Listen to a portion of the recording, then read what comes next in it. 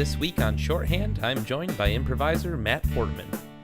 Yeah, so it's just like, this guy George Streeter went out and he took over Streeterville and declared it his own, which is really funny that we still call it Streeterville because he was just this like grifter jerk who like fought the city and stayed there for centuries or decades. Hello, if you're listening or watching this, thanks so much for checking it out. This is Shorthand Animated Improv, and I'm Mike Sandoval. Joining me this week is my friend and improv buddy, Matt Portman. And you bet your bottom dollar that I met Matt at I.O. I know that's a shock. We met in level 2, and Matt is really the driving force and the creator behind our improv group that we're in together, Commitment Issues. Now, if you know Matt, you know he's two kinds of people. First, he's a natural leader, organizer, planner. And then second, he's just a stand-up guy. Just one of the most genuine, salt-to-the-earth guys you could meet. And he's also hilarious, so that helps with getting along with Matt. Matt plays all around Chicago, and he's always contributing to the comedy scene. He volunteers with quite a lot of organizations, including Humor for Hope, a group that uses humor through improv as therapy for children who are suffering with a trauma or a terminal illness. The idea is really as simple as it sounds, providing an escape through comedy to those who need it the most. Check out humorforhope.com and also like our page, Commitment Issues, on Facebook. And then, of course, a big thanks to Matt for joining me. Matt and I talked for quite a bit, nearly 45 minutes, and there's a lot of really fun parts that made it really hard to choose a nice cut to outline what inspired our scene. But I think I did a pretty decent job here. We're going to pick up about 4 to 5 minutes into talking. Matt is talking about his experience as a bike tour guide in Chicago in the first couple months he was out here. And as it turns out, some of the facts you hear on those tours might not always be 100% accurate. There's definitely a bunch of facts that over time I realized are just like tour guide facts that may or may not be true. Like there's one building in the skyline near Millennium Park that's shaped like a diamond. It's called the Smurfit Stone Building. And the story that I learned behind it was that it was designed by a woman who looked at the skyline, saw a bunch of phallus-like objects, and wanted to put a giant floating pudenda in the sky to balance it out. True? I don't know if that's... Wow. I don't know how true that is. I might have told at least a dozen people who... I've told hundreds of people that. That's right, yeah. And I don't know how... I've heard that that's maybe not true. There's a whole story of... the Streeterville neighborhood is like... That whole story behind that neighborhood is like this mix of like myth and truth about this guy who like claimed... Basically, they started filling in the lake and like stretching out the land, and that's like all of Streeterville wasn't there originally, like naturally, and he just like went and like was like boom, squatters' rights, and started hanging out there, and just like fought the government both like in court and like literally, and there's all this whole crazy story about this guy Streeter. And I think it starts with him like taking his boat out to a sandbar and then filling it in and all this stuff.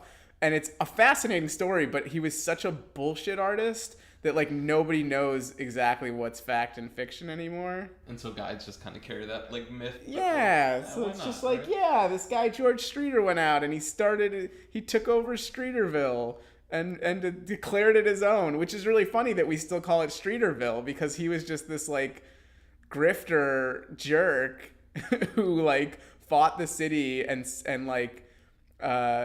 stayed there for centuries or decades until like it's like started in the 1880s, and by like 1912 it finally got through the courts. I'm gonna tell people this now.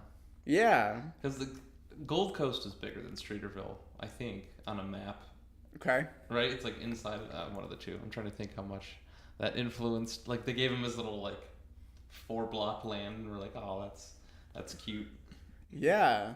That sounds kind of like Streeterville doesn't sound like the fancy part of Chicago, whereas Gold Coast is obvious. Yeah. But like Streeterville, I'd think like if someone said that, like, what part of Chicago are you in? Oh man, Streeterville. I'd be like, oh, Ooh, I'm sorry. Yeah, but it's super It's so expensive nice, by the yeah. lake. And the hospital's there, and yeah. When I first moved to Chicago, I had no idea there were neighborhoods past like Division.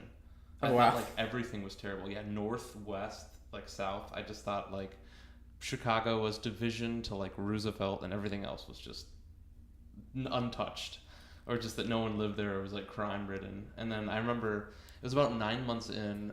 I took the red line up to a U-Haul, and I had no idea the red line came above ground. No idea. And I got off at Fullerton, and I remember calling my brother, and I was like, "Do you know this? That the red line goes above ground?"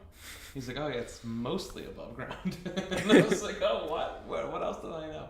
So I lived in Streeterville, making $32,000 a year because I had no idea. I thought Chicago was just one of your checks was entirely rent plus some. Because I took over a sublet, and it was like in Gold Coast, and it was like 800 some odd dollars, and it was huge. So I was like, wow, I'm just gonna stay here when the sublet renews, because this guy was a banker, and he moved out to like LA. And when it came around, and I was like, yeah, man, just send me the lease, I'll consider it. And it was like $27.90 a month or something like that. And I was like, oh, yeah, this might be a little bit out of my price range.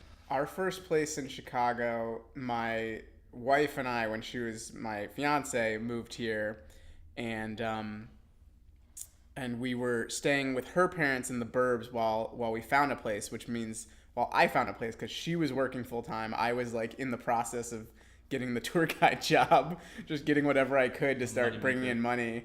And at first it was like, we can take our time, this is fine. And I mean, her parents are great, but still after like 6, 7, 8 weeks, it was like, get me out of here. Right, We sure. need our own space. And so I found this apartment that was 1,600 square feet, and it was a ground floor of a 3-story walk-up that used to be a storefront. So the whole front wall was glass. No way. And it was huge. Like, they had makeshifted it into this like massive open space with like a kitchen and then a back like tiny bedroom and a decent sized bathroom, and then it went into the basement, and there was like a pretty big room and another half bath down there. And so we decided to turn the basement into a big master and turn the small bedroom into a closet, a giant walk-in closet. Because you don't really need your closet in your bedroom. You need your closet near your bathroom and your shower. Yeah, yep. But we basically I just moved on this thing so fast because A, Chicago real estate, and B, we just had the pressure on me to find us the right spot. And immediately, once we moved in, realized that the guy who showed me the place was just bullshitting about things. There was first of all, he said there was no other unit on the first floor, but then I realized there was a small unit right behind us. He said that there was this outdoor space in the back that he said was all ours, and it was communal. There was all kinds of weird stuff, and then over time it was just really bad stuff with the landlord, which resulted in, the main thing was towards the end. Well, first the unit above us, they went on their honeymoon, or they went on vacation for 2 weeks, and something happened with their air conditioner where it was over, whatever was happening, it was dripping water, and so this water started dripping in our apartment through a light, and they were like, oh, we can't get in their apartment to turn off the AC. I was like, wait, really? Wow. Whoa. How is that? No way. Do That's I don't sketch, do yeah. something. Right. And then another time, this pipe burst right out front of our door, and we were gone for the day, and so this water came into our apartment, and so we get home and there's all this water in our apartment, and we found out that they had known for 12 hours and never contacted us to be like, hey, there's water getting in your apartment. Wow, that's a disaster. So we broke that lease. And how long were you there, and how much of your apartment could you see from the walk up storefront? We were style? there for 10 months. We immediately figured out curtains, big curtains, sure. which was a project because it had to be massive. But our cat, we had like this window seat for him, and so we put him in the window, and I would write like little thought bubbles for him and put his hashtag on there. Hashtag Tuxedo Jackson if you're interested. And he became like a neighborhood celebrity. Like people would take pictures with him. Like little Hispanic kids would walk by and rap on the window and be like, "Gatito, gatito, come here, gatito." And it was really funny, but could be really annoying. Or like just randomly during the day, we'd just be sitting there and suddenly like, boom, some dog would like smash into the window. And you would just like troll dogs and hang out with the neighbors.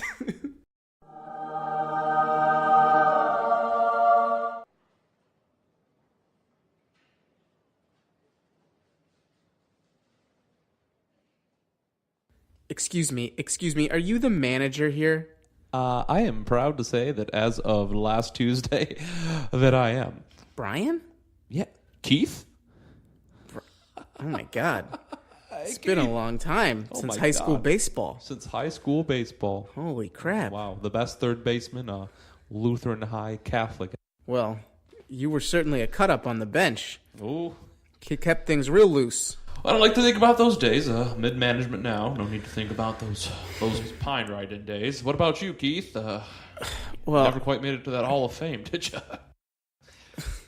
No, but I'm a lawyer in San Diego, and I'm here in town with my family, and I hate to do this, but we'd really like our money back for the tour. Oh, a big shot lawyer in San Diego, and he wants his $17 ticket back. Well, $17 times five people in the family, okay? I'm just saying, this was a total farce. I don't know what kind of operation you're trying to run here, but the tour guide was just making things up the whole time. He got lost 3 different times. I had to Google Maps our way back to your shop here. My man, that's part of the experience.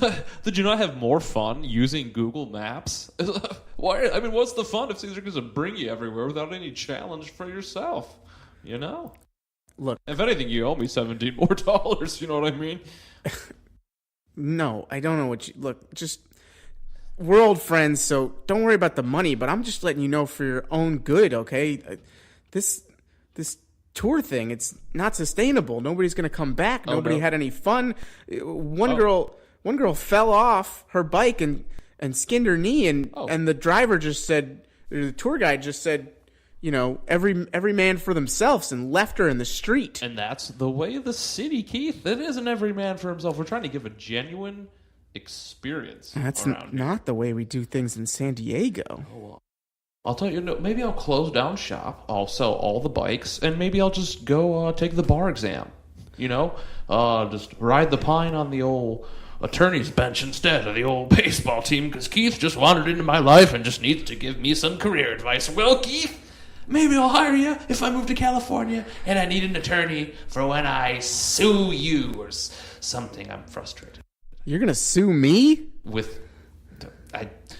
Maybe I'm frustrated enough to sue you. Brian, man, are you okay? No. If you must know, it's a failing business, and what? You really my only customers in months. You're getting tears on my shirt. Keith, it's a beautiful shirt. I'm sure you have plenty. Can I have it? What? Can I have your shirt? I'll sell it. What? Keith, just give me your shirt, man. Look, no, this is the only shirt that I have, and I'm not going to buy the shirts you have here in the shop. They're all awful, horrible quality, mismatched. None of the sleeves even match. And because there's some spelling errors on the shirt. You're not going to buy them? Yeah. Oh, my God. Look, I'm not going to buy a shirt that says Boobies Burkhirk. Are you not familiar with the old BB? I'm just saying, you got potential here, okay? It's a fun idea. We've done bike tours in other towns, and they were just a jolly good time. We had a hoot and a half even, but... Who even wants to have a hoot? Keith, just give me your goddamn shirt. Okay, gosh, if you're gonna pull it off me, look, just take the shirt, okay? But listen, all right, one tiger to the other. I want to see you do okay, man. And it doesn't seem that hard, Learn some facts, hire some reliable people, take some people out on the bikes, and I don't know, just have fun. Keep it safe, maybe.